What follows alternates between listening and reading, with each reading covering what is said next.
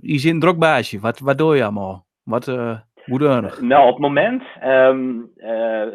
ben ik vooral in Duitsland aan de gang. Ik ben eind hier begonnen als wetenschappelijk meewerker bij de Oldenburgische Landschaft. Maar als taak om die handen te houden met het Seelterfriesk. Dat is het Friesk dat praten we in de gemeente Seelterland, Saterland op zijn Duits. Nou, liet je al over de Nederlands-Duitse grens heen. En dat is een combineerde taak eens van aan de ene kant onderzoek, dat is de wetenschappelijke poort, en aan de andere kant taalbevordering. En dat is de sociale poort. Ik verkoop op mijn eigen website freshtext.nl verkoop ik dus ook Neder-Saxische diensten. Nou is de afneming daarvan mondjesmaat, maar ja, het is er waar. En zo gauw als het er is, dan verandert de leut er ook nog. Dat vind ik heel mooi om met te maken, want iedereen denkt van ja, nou, dat zou wel metvallen, dat koopt er niet en leu vindt dat niet belangrijk, maar voor de leu die het wel belangrijk vindt, is het er. En daarnaast werk je voor de Universiteit in Grijns. Daar ben ik oordeeldag in de week dwanden met het meisje van leermateriaal voor het Friesk, het Nederlandse Friesk, het Westerlaus Friesk. En verder heb ik nog wat columns en ook wat journalistieke dingen en nog wat cursussen. Juist had ik nog een nijskwalling doen aan docenten Friesk, over de Friese stavering. En nou, dan soms steekt mijn vrouw even de holle om mijn hoeken van de deur. En dan zei ze dat ik veel te lang achter de computer zit. Want daar had ze dan ook wel gelijk aan. Ja, als je eens met zelen vergaat, dan wordt mensen een beetje te, ja. Dat klopt. Ik ken dat. En dan weldspraken en ik probeer dan een lange verhaal te doen om te laten zien dat dat ook kan. En nou, het moet ook leuk zijn, dus ik probeer ook nog wel eens een keer iets grappigs te doen. Maar het moet ook niet te lollig zijn, want dan krijg je dat weer, dat het een clownspraak wordt. Ja. Dus ja, en zo probeer je van alle kanten maar. En ja, Wikipedia en nog. Ik heb verleden zaterdag nog een beerproeverie gehad en er was een vrouwke bij uit Limburg. En ik heb gezegd, Kalsman Limburg is met me.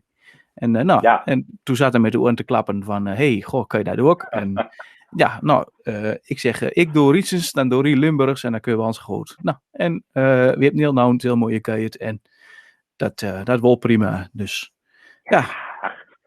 Er komt vaak een heel lijn, hè? Dat mensen die hadden een soort barrière in de hollen even mij, vanaf 20 kilometer verderop komt, dan kan de mensen net verstehen. En als dat met things, dan is het niks aan. Maar als je de verriepen stelt, is het natuurlijk helemaal geen probleem vaak. Precies. Ja, dat is het maar net. Als je maar weet, zeg maar, wie zegt dat het kan niet liggen op een kwarkhof en wil niet ligt ernaast. En ja, zo wiet linkt onze sprong niet uit elkaar. Dus als je maar weet, als je maar goed luistert en ja, een beetje de openheid van geest hebt en de klankacceptatie, dan wil dat prima. Leu zit zo gefocust op alle verschilletjes, op kleine, 4 kilometer op zingt ze waark. En wie zingt waark? Ja, nou, kan me dat schelden, maar het is niet in één keer trabago of zo, nee. Nee. Dus dan denk ik van, ja, dan kom je wel goed met elkaar, als je maar weet. Dat denk ik ook, ja. Nou, dat is heel mooi. Ik vind het wel mooi dat er iemand in komt die er zo iepen vooruit komt en die dat zo duidelijk zei.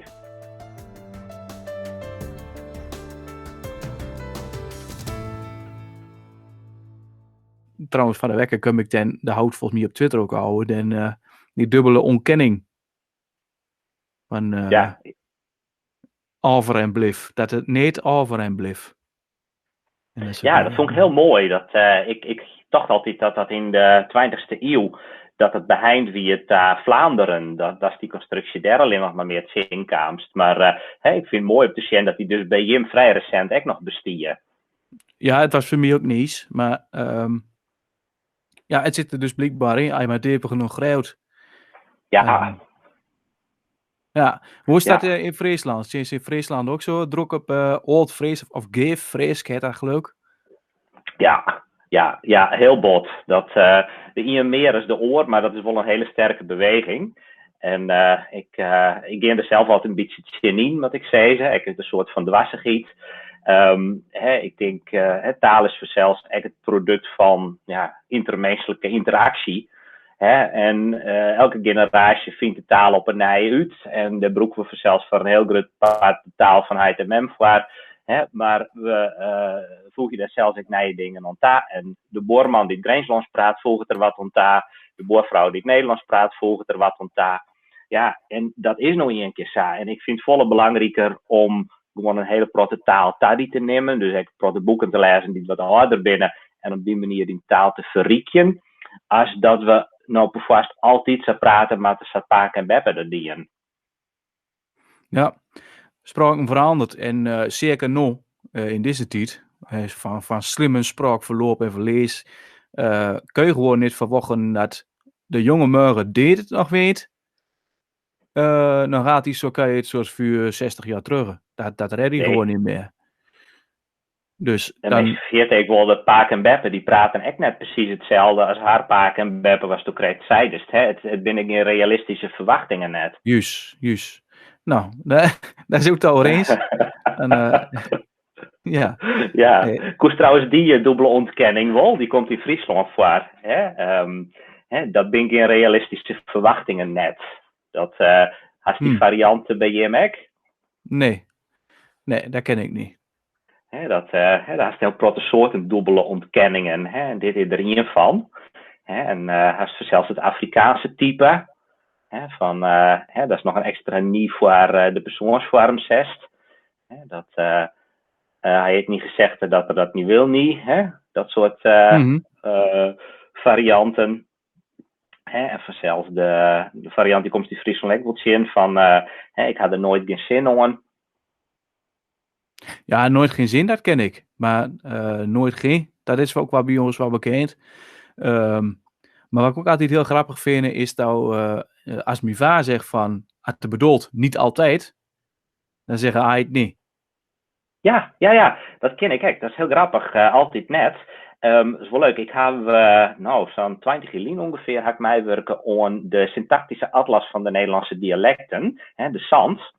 En toen heb ik zelf deze constructie nog omgebracht. Dat we die mij namen in de enquêtes.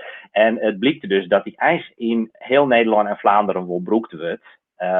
En in een regio wat meer is de horen, is de vraag hoe significant is dat. Maar de constructie een heel protofoa komt en die het ijs in de grammatica net opmerken is. Ja, bijzonder hè? Is altijd, ja, heel apart.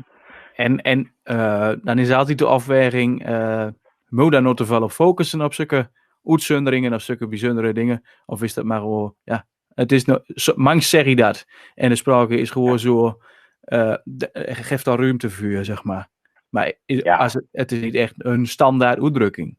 Maar het kan wel. Nee, het is deel van dat taalarsenaal. En ik heb heel lang als taaldocent bij een hogeschool werken.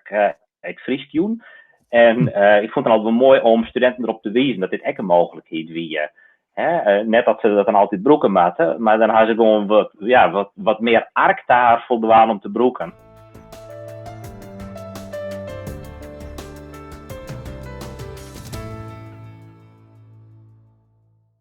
En nou heel het geluk dat we met Neder-Saxisch in Nederland nog met 1,8 miljoen zit. Dus als nog 10% daarvan zegt van nou wie weet dat belangrijk, dan is dat nog 180.000 leur. En dan is dat nog het behouden waard, zeg maar. Ik ben volgens mij met die NCS. Dat ben een paar voetbalstadions vol mensen. En ik is net zeggen dat dat een lied publiek is. Dat zit nog altijd meer inwoners als Enske. Dus ja. Nou zo. Ja. In die dat ze zelf in Enske nauwelijks plat kunt. Maar dat is weer een ander verhaal. Ja, dat is echt wel een mooi verhaal, denk ik. Dat je bij Jemsus, denk ik, die tweedeling tussen stad en platteland. Dat vooral het platteland vanzelfs de habitat is van de streektaal. Ja, maar dat vind ik eigenlijk ook wel aan de ene kant wel jammer, want in mijn beleving moet er sprake van alle domeinen weer eigenlijk. Dus niet alleen maar... Hè, ik heb altijd het standaard voorbeeld, dat hij vast ook in een van mijn podcasts al gehoord, dat ik eens een keer op zo'n dialectavond was en naast een oud boerke kwam te zitten en hij zegt van, dus toe mensen, dat is platkans. Wat is dan een haarspit? Weet je, dan krijg je direct zo'n jargonwoord te horen. Ja, ik kom er niet van boer, dus ik weet dat niet. Nou, nee. Maar dat zegt niks over of ik goed plat kan of niet. Dat betekent gewoon dat ik met een andere woordenschat zin op een brug.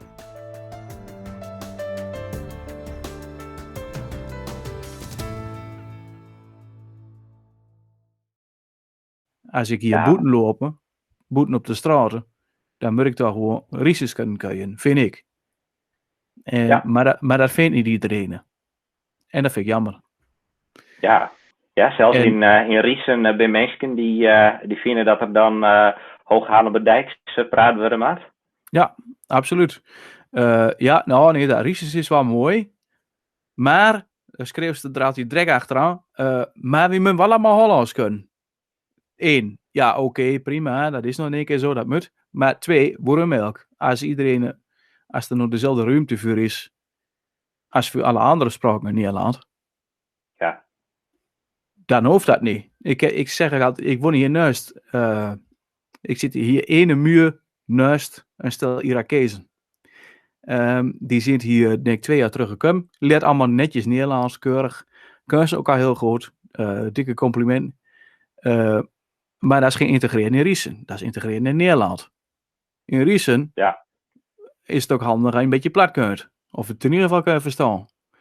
Dus dan denk ik van... Maar niemand anders vindt dat belangrijk. Dan maak ik dat punt en dan blijft het stille. Dus. Ja, dat is heel apart. Ik weet dat het mij gekregen had. Dus de juiste stuk in de kranten, in het Fries Dijblad, over een Friese gemeente, Achterkaspelen. En die krijgt van het Rijk alle jaren geld om wat te doen aan de inburgering van, boetelanders die daar 50 jaar zielziekers en mensen overal wij. En die burgemeester vregen van, kunnen we dat geld ook naar broek om die mensen een Friese cursus te gaan? Als iedereen praat je Fries, die mensen die willen dat graag, maar we dat geld ervoor inzetten. En dan kregen we als antwoord van het ministerie van Sociale Zaken, nee, dat mocht net. Die mensen die moesten haar op het Nederlands concentreren en dat wie als dat dreig en dan nog Fries erbij. Ik denk, dan breekt een soort hiërarchie om van talen. Dan zei ze aan de ene kant, Nederlands is belangrijker. Wat heel beledigend is, denk ik. Maar de helft steekt een hele eigen taalbeleid onderuit. Dus hij zegt, het maakt het niks uit dat er mensen komen te wijnen die de eigen taal net kennen. Dat die mensen trop brutsen wordt door mensen die het net verstaan kennen. Die mensen willen zelfs graag. Dus ik net als ergens dat dwingst. En toch maai het net. Mm-hmm. Heel dubbel. Heel dubbel. Klopt. Ja, nee, plat is iets veel leuk voor de bie. Dat is de houding. Ja. En wie moet dat ook? Een van de mooiste dingen is natuurlijk mooi dat ik er nog een Fries ding aan mee hebben. In Twente hoor je altijd, wie wil geen Friese toast aan? Ja, wat is schrikbeeld, hè? Ja, wat zit daar de Friese toast aan? Ja. Nou, ik zag er vanneer dus inderdaad ook nog een nieuwsbericht uit Schotland. Dat daar een jongen uit Syrië was. Een jongen van een jaar of 8, 9. En dan heeft een certificaat voor het Keltisch gekregen. Dus dat is het eerste certificaat. Nou, een certificaat 2 besteedt niet. En dan denk ik van, kom op jongens, draai met de lippen, weet je wel.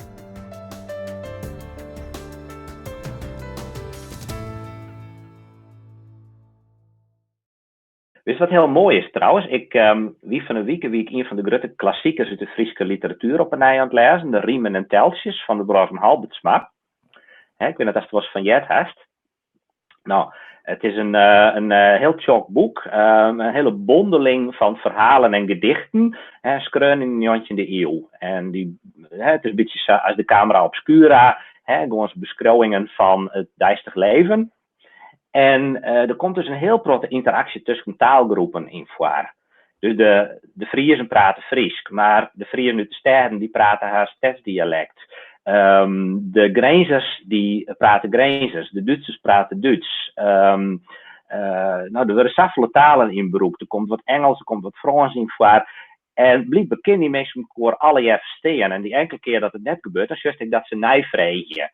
Dus dan vreeg het zo'n Fries en een Duitser van, wat betekent dat wordt. Maar over het algemeen praten ze dus alle jaar haar eigen taal met elkaar. En dan weet ik wel, dat is voor zelfs een literaire werkelijkheid. Dan wist net dat dat echt een beeld houdt. Maar ik kan me echt net vaststellen dat het volslijn optocht is. Er mag toch wel iets van een echte werkelijkheid in troskiemerje. En dan denk je dat we daar nog zo dreig goed doen. En dat we het idee hebben dat we altijd maar Hooghaal aan de dijk praten, maar hier van 20 kilometer verderop. Misschien is dat ook wel een heel nij idee. Dat er bij ons indruid is. En hoe dat helemaal net. En hebben we dat in het verliezen en gewoon net dienen. Maar kijk wat wie hier doet. Dat is er gewoon een voorbeeld van. Het kan gewoon. Dat is er een heel mooi voorbeeld van. En volgens mij kan je er jou hetzelfde. En wie reageert op elkaar. Dus het werkt gewoon. En het is gewoon, makkelijk zat. En als je het een keer niet verstaat, dan vraag je, wat zijn nou precies? Bedoel je dit of bedoel je dat? Nou, de spraakstrategie. En wie komt er wel uit met elkaar? En ik vind het ook altijd mooi, als iedereen is één, dan kan je het verstaan elkaar niet meer. Nee, dan verstaat de Hollander zoals niet meer. Maar ja. En zelfs daar ben je meestal van goede wil bij, hè? Ja, absoluut. Een keer dat, Ja, 100 punten. Zeker weten. Ik heb ooit in de muziekvereniging gezeten en ik had een collega die kwam uit Den Haag, dat was een echte Hagenaar. En maar dan heeft dus bij ons bij de muziekvereniging gezeten. Een zetje. En dat was Riesenzekheid en hij kwam gewoon met. En hij doet daar wel geen Rieses terug, maar hij versteerde ons wel. En natuurlijk maakte hij daar zelf ook wel een keer een grapje naar over. Maar ja, dat moet ook gewoon kunnen.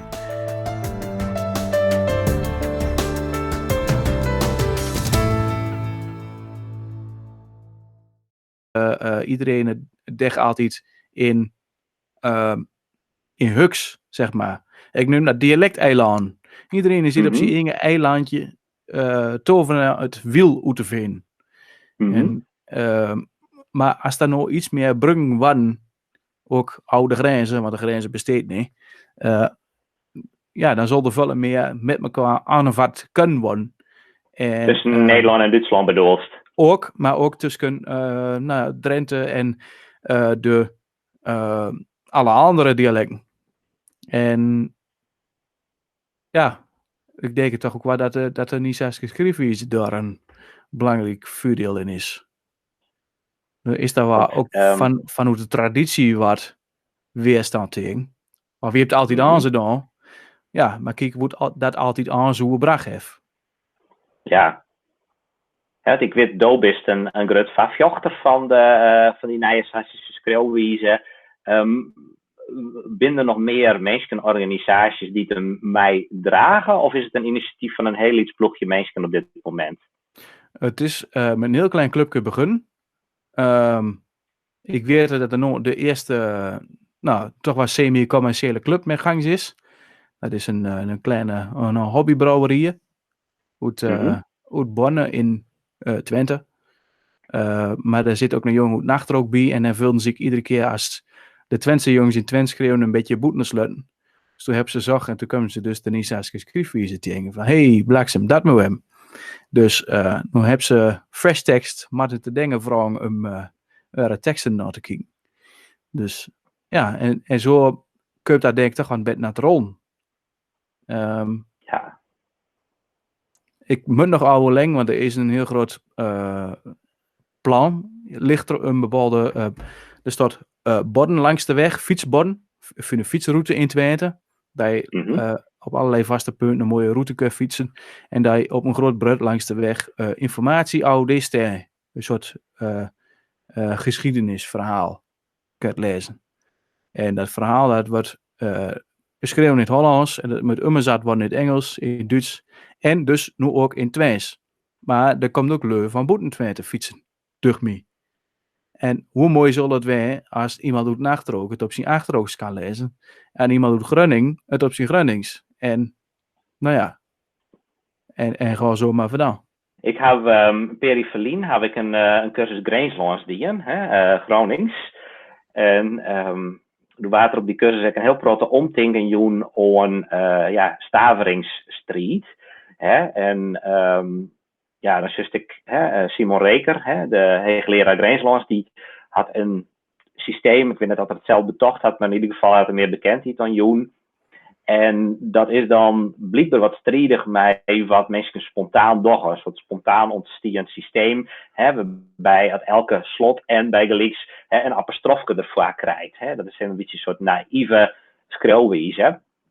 En de verneemt gewoon dat er een soort botsing is. En dat is heel apart om dat te zien. En die docent die nam ik alle keer met voorbeeld mij van minskeren grenzers. Dus iets van de sociale media of ergens een briefje of zo wat heen. En dan leerde ik zeggen van, meest doet spontaan samen, zei je het eens net. En dat is juist al dat hij al wat meer wend is aan dat schriftbeeld van het Grenslands. Dus hij maakt het een der drokoer. Wie zelfs, ik neem aan meer dan 94% van de Grensers zelfs dat schriftbeeld helemaal net had en daar net zo drok maakt het. Mm-hmm. Ja, ik vind het altijd mooi, want de Noord-Duitsers die daar heb ik nog wel eens contact met. Op Facebook bijvoorbeeld de groep Plattdeutsch, de Sassische Sprache. En dan heb ik ook al eens een keer in de podcast gehad, Arne Waldemar Lentvuur. Dan kan ik daar ook zo al op winnen. Dat ze, als je even iets anders probeert als de standaard, dan krijg je direct iedereen op de achterste benen en een bak lawaai over en van, je maakt de spraken kapot. Je rebel, dat kan absoluut niet wat je doet. En terwijl als ze zelf niet weten komt als een paar standaardzinnetjes als mooi en wat wonnen we toch mooi en wie wil terug naar vroeger. Ja. Hoe gaat dat met het Fries dan? Want het Fries, je hebt standaard Friesk. Ja. Schreeuwt Leur dit geen standaard Frieskeur, maar een van de andere soorten Fries, schreeuwt hij ook standaard Friesk? Of hoe moet ik dat zien? Ja, wordt algemeen wel. Dus ik denk dat van de streektalen in Nederland, als het zo nemen, meest het Fries wel het duidelijkst verschriftelijke is. Dat weet ik om de periode aan taalonderzoek die in Friesland. De laatste jaar dat de provincie dat en dan juist dat de mensen dat zei dat ze goed Fries schreeuwen kennen. Dat neemt heel die taal. Dat is ongeveer een derde van de bevolking. Dus dat is behoorlijk wat. Kan wijzen dat er wat oerskatting in zit, zo moet ik net verbazen, maar het is wel duidelijk heger, denk ik, als bij het Twents en het Limburgs en het Grijnzers en zo wat in. En dat is juist wel dat het standaard Fries daar een grote rol in speelt. En het standaard Fries had op hemzelf een vrij brede norm. Dus er is een heel grote dialectvorm en kistbroeken, die vallen onder die namen van standaard Fries.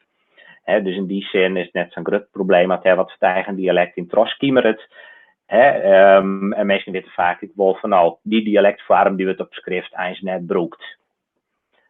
Dus dat is denk ik wel wat Friesland een beetje verder in is, net zo ver als het Hollands, maar wel verder als het Twents.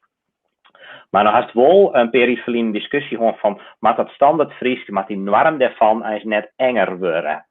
Dus moeten we minder mogelijkheden testen. En ik kan me daar zelfs ook wat zin om bemoeid. Ik wie daar mordicus op de zin.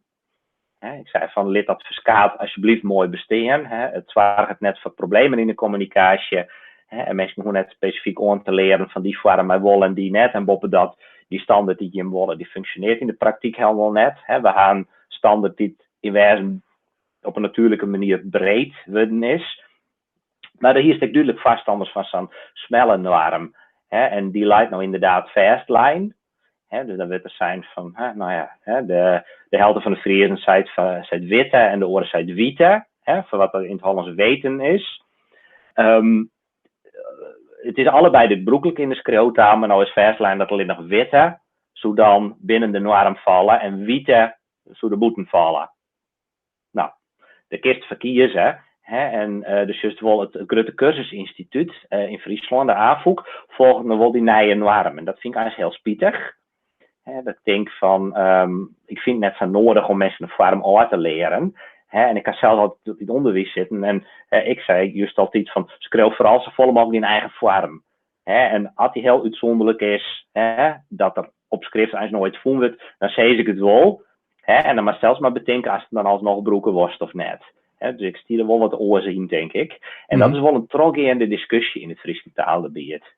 Hoe snel en hoe breed moet die norm van het standaard Fries kwijzen?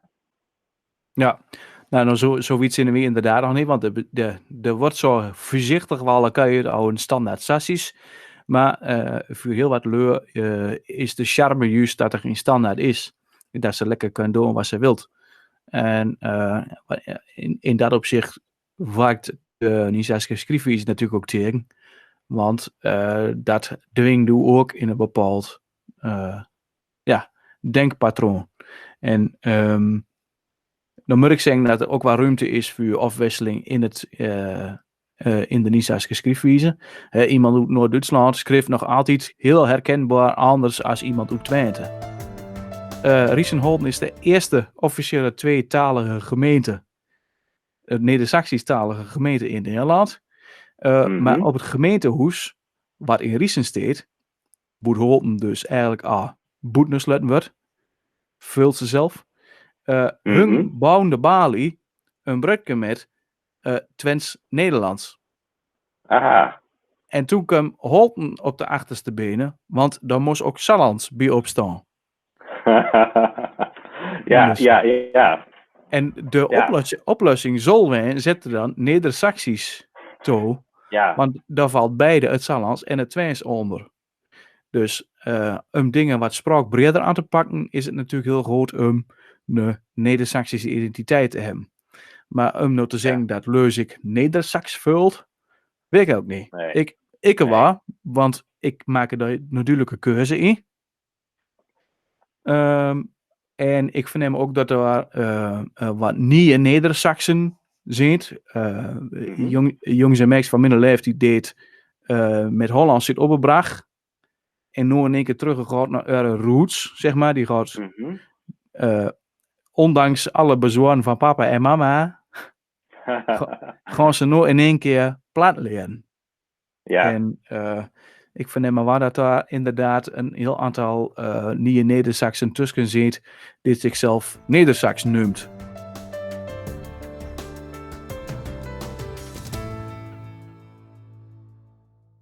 Binnen nog dingen die wij nog bepraten, maar die we nog net bepraat hebben? Volgens mij niet. Je hebt 1,5 uur vol, dus volgens mij is het aardig rond, dacht ik zo. Nou, dan gaan we het knap pratende houden, nevens mij. Ja, en daar hebben we het vrees niks voor in de weg gestaan. En het Twents ik net. Nee, precies. Dat is gekkigheid. Mooi. Mooi jij een tijd hebben en dat je met elkaar bewijst dat het gewoon kan. En dat wat mij betreft de toekomst meertalig is.